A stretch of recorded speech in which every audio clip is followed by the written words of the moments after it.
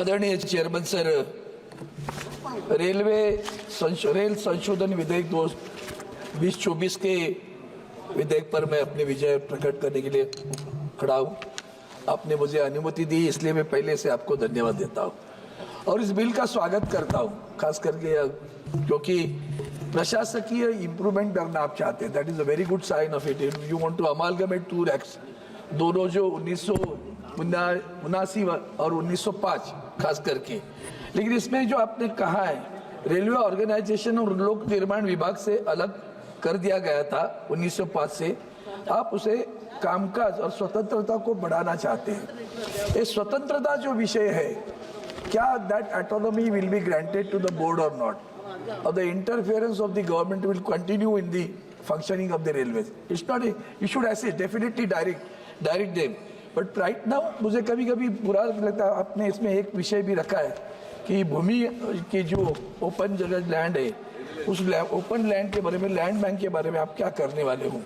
तो उसमें एक प्रावधान था कि भाई जो रेल की खुली जमीन है या उसको विकसित करने के लिए रेल विकास कॉर्पोरेशन है, भूमि विकास कॉर्पोरेशन, तो आपने अभी तक क्यों नहीं सोचा कि रेल की जो खुली भूमि है उसमें इंक्रोचमेंट हुआ है सर। और एक तरफ आदरणीय प्रधानमंत्री जी ने जो पक्का घर और प्रधानमंत्री आवास योजना लाई है, अब जो झुग्गी झोपड़ियां रेल की जमीन पर स्थित है, रेल कहती है हमारे पास कोई ऐसा नीति नहीं है, नियम नहीं है कि हम इनको घर बना दें। अब महाराष्ट्र की में सरकार ने 2000 के पूर्व जो झुग्गी झोपड़ी आती है उनको अधिकृत कर दिया है। अब उनको अगर रिहैब करना है तो ना तो रेल का प्रशासन उनसे बात करता है, ना रेल मंत्री जी बात करते हैं सरकार से, भैया मेरी जमीन पर ये जो इंक्रोचमेंट है, क्या राज्य की सरकार हमें कुछ सहयोग करेगी? अगर राज्य की सरकार सहयोग करेगी तो आपको उसमें अच्छा होगा कि आप उसको जाकर आगे कर सकते हो कि उनकी जो झुग्गी झोपड़ियां रेल की जगह कभी भी नोटिस देके हटा देते हैं। फिर क्या हो गया? पक्का घर कहाँ गया? प्रधानमंत्री आवास योजना कहाँ गई?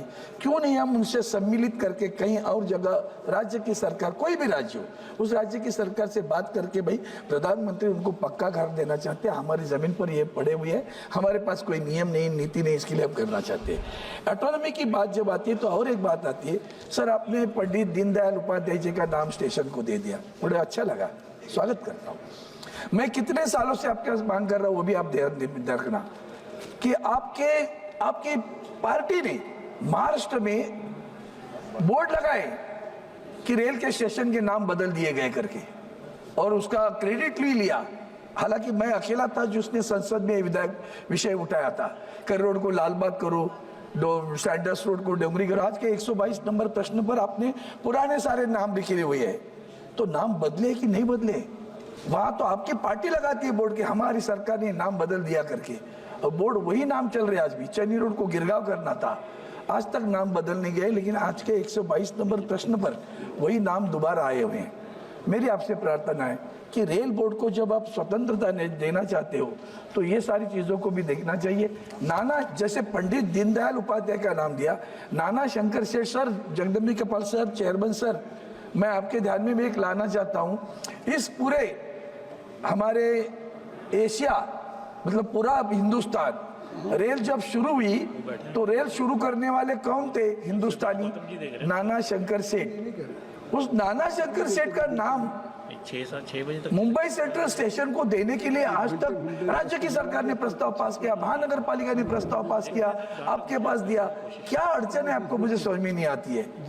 इतना अच्छा काम जिससे आपको आशीर्वाद मिलेंगे, पूरे महाराष्ट्र के आशीर्वाद मिलेंगे, पूरे देश के मिले। जिस शख्स ने अपना खुद का बंगला, उस वक्त जीआईपी थे, ग्रेट इंडियन पेनिनसुला रेलवे, उसका नाम था जीआईपी रेलवे, जो पहले शुरू हुई, वो उनके घर में उनका हेड ऑफिस रहा। मेरी आपसे प्रार्थना है इस विषय को तो आप करिए। छत्रपति शिवाजी महाराज टर्मिनस पर छत्रपति शिवाजी महाराज का स्टैचू लगाने के लिए मैं बार बार मांग कर रहा हूँ।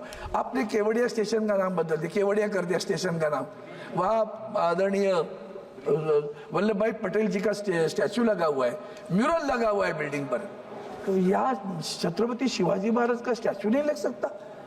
जो हमारे हेडक्वार्टर्स है सेंट्रल रेलवे के पास में, वो एक छोटा सा काम आपको करना चाहिए।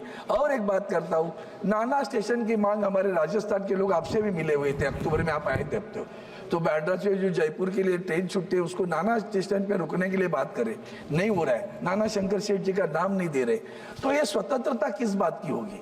उनको फाइनेंशियल पावर भी देना चाहिए सर। आप अगर किसी जीएम से पूछो उसको फाइनेंशियल पावर क्या है तो आपको पता चलेगा GM has got a very meagre amount. 500 crore. एक सेकेंड, अब तो 500 करोड़। एक मिनट में कर देते, ज्यादा नहीं करेंगे।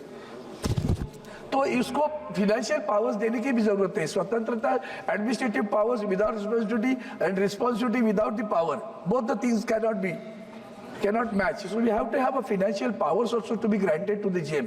और आखिरी एक नांदेड़ स्टेशन, ये नांदेड़ जो टर्मिनस है मराठवाड़ा में, it comes on the south central railway. अब पूरा नांदेड़ स्टेशन है महाराष्ट्र में, वहां से रेल शुरू कर दी है महाराष्ट्र में और आता है साउथ सेंट्रल रेलवे।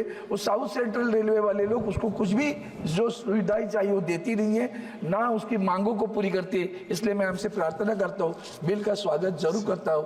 एक एडमिनिस्ट्रेटिव रिफॉर्म करने के लिए आपकी कोशिश है, लेकिन उसमें ऑटोनॉमी अगर नहीं आई और उसको अधिकार नहीं दी गए तो सिर्फ कागज चलेगा।